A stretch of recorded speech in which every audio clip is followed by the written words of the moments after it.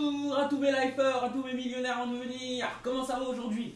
Moi, ça va génial comme tous les jours, j'ai envie de vous dire.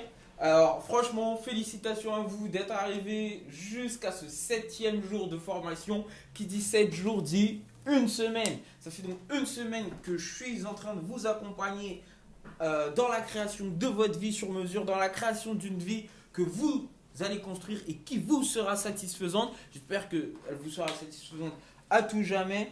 Franchement, c'est vraiment génial pour vous d'être arrivé jusqu'à cette étape. Surtout que l'étape d'aujourd'hui est une étape très importante. Et genre, je pense qu'après, ça va fixer un tournant dans la formation. Alors, avant de parler de l'étape d'aujourd'hui, j'aimerais revenir sur donc, la vidéo de formation d'hier qui a été coupée à la fin.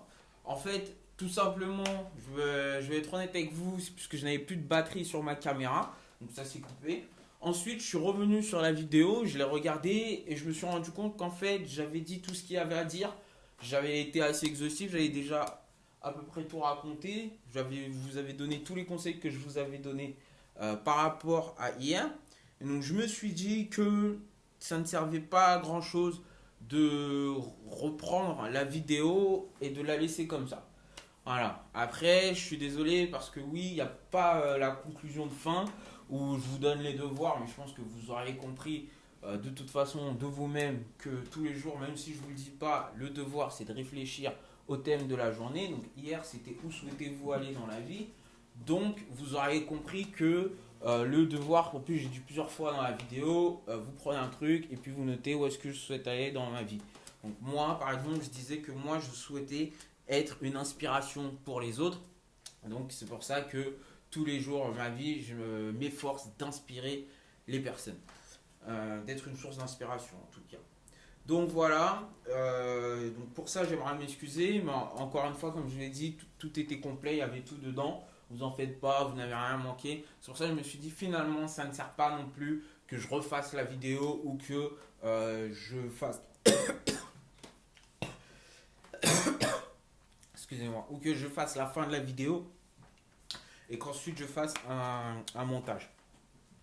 Donc on va venir sur le thème d'aujourd'hui. Je vous disais, le thème d'aujourd'hui, il est très très important. Il va sûrement marquer un tournant dans la formation. Déjà parce que ça fait une semaine qu'on est ensemble, ça fait une semaine que je vous accompagne. Mais aussi parce que je pense que c'est l'une des réalisations que vous allez avoir à faire qui, à mon avis, vous ne le ferez pas aussi facilement. Après, c'est pas aussi difficile que d'autres questions que j'ai pu vous poser. Mais en gros, ça va être votre guide jusqu'à ce que vous ayez atteint votre objectif. Alors, de quoi je parle? Je parle du Vision Board. C'est comme ça qu'on dit en anglais, Vision Board. En français, simplement, donc, traduction, un tableau de vision. Alors, qu'est-ce que c'est un tableau de vision? Un tableau de vision, j'ai envie de dire tout bêtement, hein, comme ça, à la feu, au tac, un tableau de visualisation. Oui, mon cher, tu n'as pas tort, c'est bien un tableau de visualisation. Mais pour moi, j'ai envie de dire maintenant, essayons d'aller un peu plus dans le concret. Qu'est-ce que c'est un tableau de vision? Ce sera l'outil principal de votre motivation au quotidien. L'outil principal de votre motivation au quotidien. Alors, le tableau de vision, il se fait en 5 étapes. Et c'est pour ça, je vous en parlerai ensuite des 5 étapes. Et c'est pour ça qu'hier, je vous posais la question, où souhaitez-vous aller? Vous voyez, donc j'aurais pas pu faire la vidéo sur le tableau de vision si vous n'aviez pas préalablement réfléchi à où vous souhaitez aller plus tard. Parce que le tableau de vision, c'est un tableau de visibilité pour plus tard. Donc, en général, c'est un tableau de visibilité sur plusieurs années. Moi, je me suis fait un tableau de visibilité sur 30 ans. Qu'est-ce que j'ai envie d'accomplir? Voilà, j'ai mon tableau de visibilité à peu près sur 10 ans, sur 20 ans, puis sur 30 ans. Vous pouvez faire plusieurs tableaux de vision. Vous n'êtes pas obligé de faire un tableau de vision comme moi, exhaustif sur 30 ans. Vous pouvez par exemple vous dire, dans 2 ans, quels sont mes objectifs? Tiens, je vais faire un tableau de vision. Alors, maintenant que vous avez trouvé où vous souhaitez aller, vous allez donc réaliser votre tableau de vision. Alors, j'ai mes notes juste ici pour ça. Tout d'abord, simplement, vous allez choisir le thème de votre vision board. Alors, le thème de votre vision board, en général, c'est les objectifs futurs à venir. Mais quand je vous dis le thème, c'est vraiment vous baser sur vos priorités. N'allez pas dans les petits détails, ça ne sert à rien. Parce que vous voyez par exemple, chaque année en janvier et en septembre, on prend de nouvelles résolutions pour l'année à venir et l'année scolaire à venir. Et on se dit, ouais, on va faire ci, on va faire ça, on va faire ci, on va faire ça. Et vous savez pourquoi beaucoup de nos résolutions tombent à l'eau? Parce qu'on essaye d'être trop exhaustif, on va en faire trop, on va se prendre à la place de Superman, on peut tout faire. Non, vous voyez, il faut se baser sur les priorités. Donc là, dans votre tableau de vision, ce sera vraiment les priorités. Il ne faudra pas aller non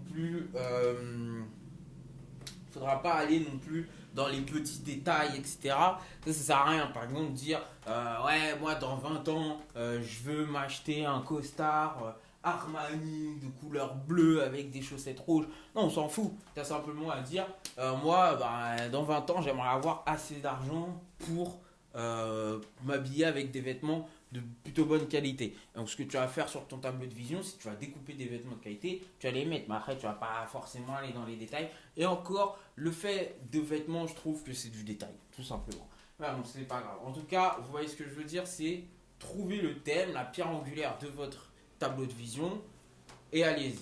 Là, c'est la première étape.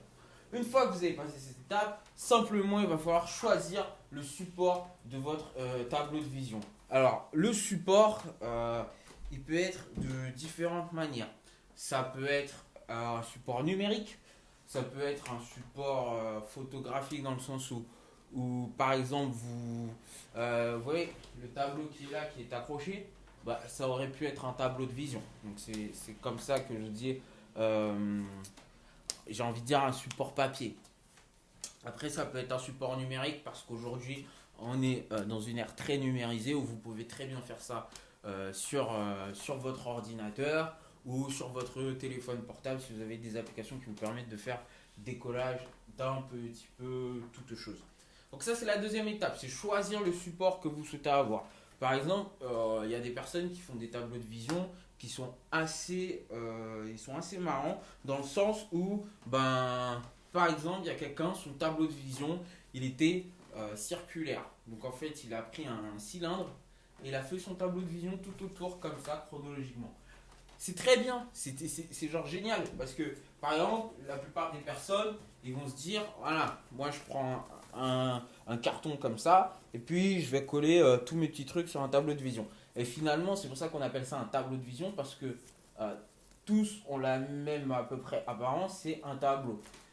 Là, ce qui était bien, c'est que comme je vous disais, la personne, elle a pris un cylindre, donc il était beaucoup plus grand le cylindre, et donc elle a fait son tableau de vision dessus, comme ça, sur tout le cylindre, sur tout le tour du cylindre. Donc on va dire que c'est un support différent.